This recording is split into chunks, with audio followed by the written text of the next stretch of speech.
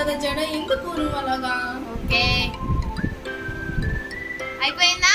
అయిపోయింది కానీ ఆ, ఒక నిమిషం తిరుగు. భలే ఉన్నారా? Thank you. నువ్వు కిందకి వెళ్ళి కూర్చో, నేను వస్తాను తలుపులు వేసేసి. ఏంటి మా అక్క ఇంకా రాలేదు?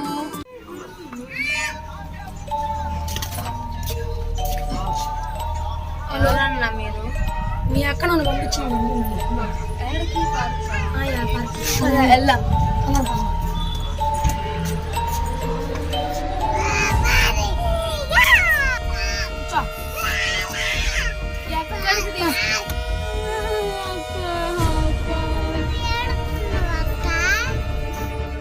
దీపు ఏమో దీపు